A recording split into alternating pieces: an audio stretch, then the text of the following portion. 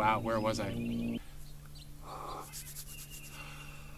First of all, welcome to the channel and thank you for stopping by. When time permits, please consider subscribing. I would greatly appreciate it. Well, I hope you enjoy the sound of nature because here in East Tennessee, it's a brisk morning with many birds singing and just a little bit of wind. I've been trying to avoid the wind, but that's just put off this review for about 3 days because it's spring and it's breezy. That's what we're gonna get.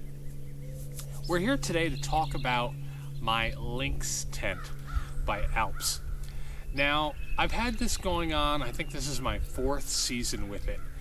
And while I did a review very early on, maybe season 2, it was still brand new, honestly. I'd gone on a half a dozen trips, and my knowledge of the tent was that this is a great product out of the box.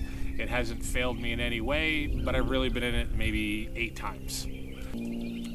But now that I've had several years with this tent and many times out camping in it, from everything from Maine in 30 some odd degrees to South Florida in 104 degrees, I've camped on sand, I've camped on rock, I've camped in mud, I've camped on hills because there was nothing else available.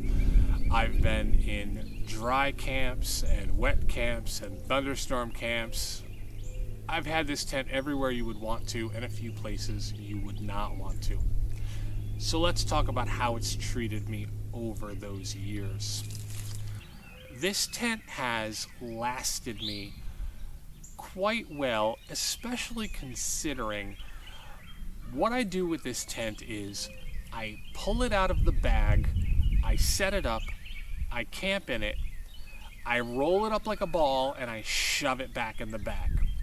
Then, if it got rained on, I will take it out and dry it, roll it up, shove it back in the bag, rinse and repeat. My maintenance for this tent is, looks good to me, shove it back in the bag.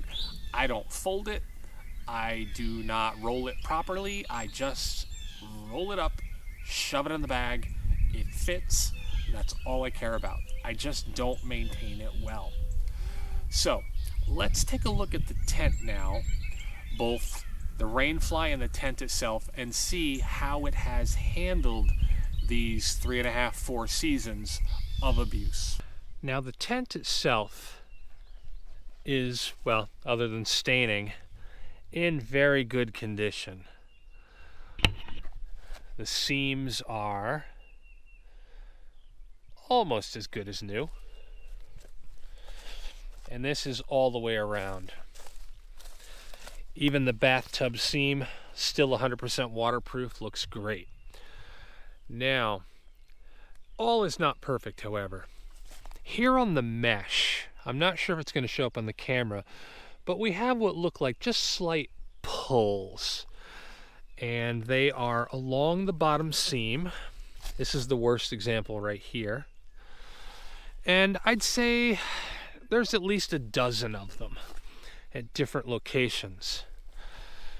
Now, they're worth noticing. They're absolutely wear. I believe they're standard wear and tear, but they're there, and they are not a problem yet. As of right now, this tent is still bug-proof. This looks like it's the farthest gone. This is the largest spot right there. But again, this is not affecting the use of the tent, but it is obvious wear and lets me know that this tent probably has another year or 2 before it becomes a problem in areas with bugs. Here on the rainfly, with the exception of staining from this being, well, misused, there are absolutely no signs of wear. Every single seam here is perfect. All the way around the tent, again, we have some staining here and there, but every seam is still holding water and shows virtually no sign of wear whatsoever.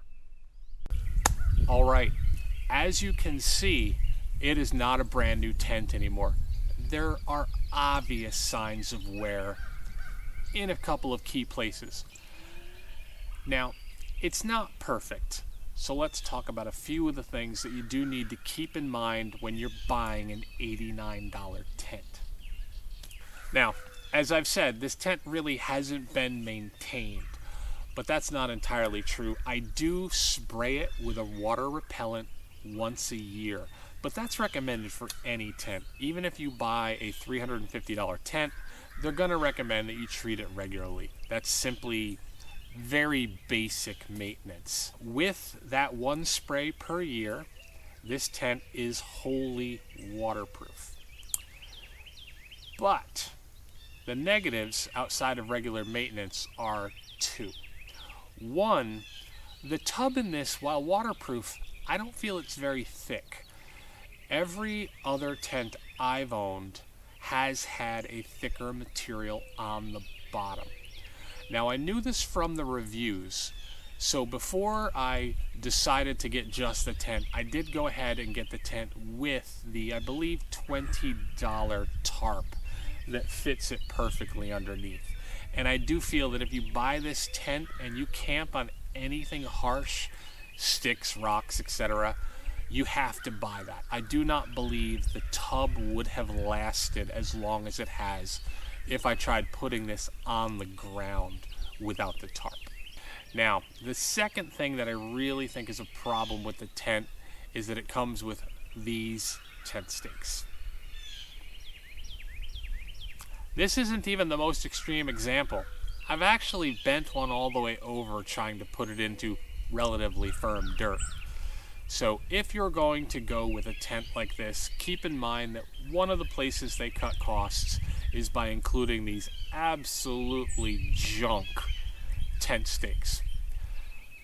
Now, you do not need to stake this tent down, but realistically, you're going to at least tent stake the front and the back to maintain your airflow.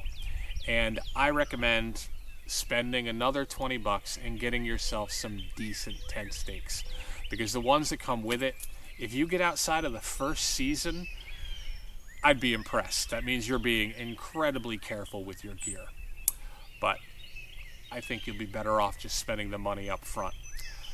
Now, what do these two requirements, well, what I call requirements, both the tarp and the tent stakes, do to our $79 tent? Well, unfortunately, they bring them much closer to a $125 tent, which honestly is still the least expensive, well-reviewed one-man tent that I'm aware of. I mean, you know, you can get something from Walmart for $20 and it's going to work fairly well for a season, or you can buy something for $350 and probably keep it for 5-6 years. But here in the middle, drop $125. If I had to replace this tent before 5 full seasons, given the condition that it's in today, I'd be shocked.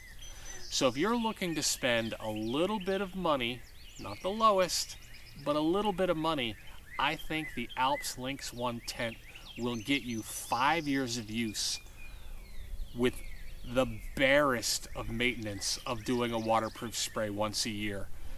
And other than that, again, roll it up, shove it in the bag, don't care about it, it will just keep performing. I would love to hear down below if anyone else has a one-man tent around the $100 mark. I wasn't able to find one when I went searching for this tent, but that was years ago. There may be other options. Please leave them below. I'd love for people to have options. But for my experience, the ALPS Lynx 1 tent is absolutely worth every penny you pay for it, and it's not something you're going to have to replace. I was totally okay going into this, replacing it after a year. Now I'm looking at 4.5, 5 years. Tent's fine to me. All right, if you stuck around, I appreciate it, and take care.